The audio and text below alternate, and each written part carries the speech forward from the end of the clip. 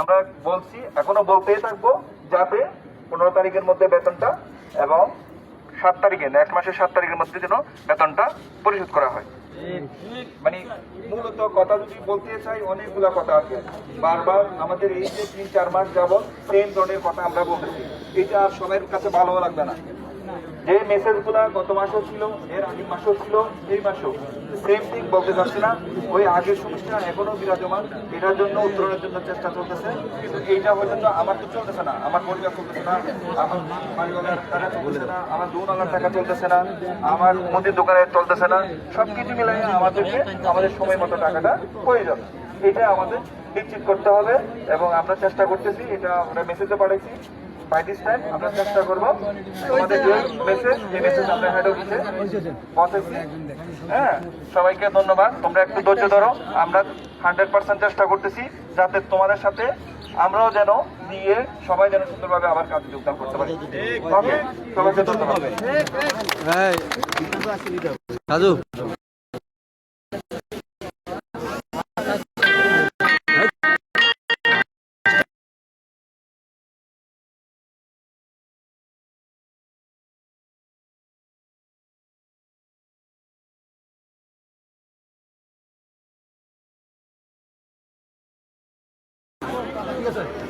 আসসালামু আলাইকুম স্যার চাপ দাও।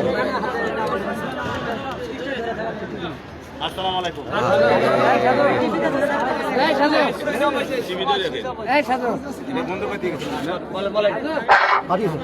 আসসালামু আলাইকুম, সবাই ভালো আছেন?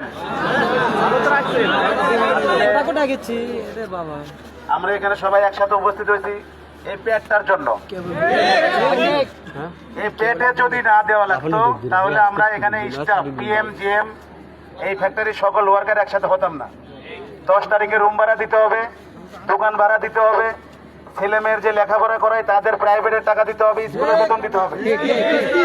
আমরা যারা আবার কিস্তি নিছি, চলতে পারি না, পারিবারিক সমস্যার কারণে কিস্তি নিছি, তাদেরও কিস্তির টাকা দিতে হবে।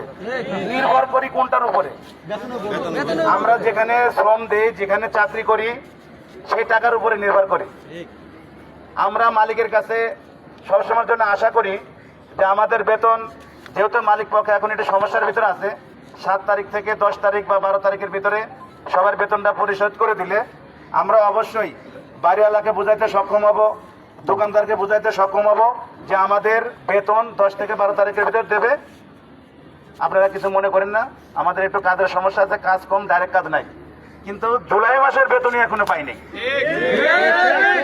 আমার কি পরিবার নাই?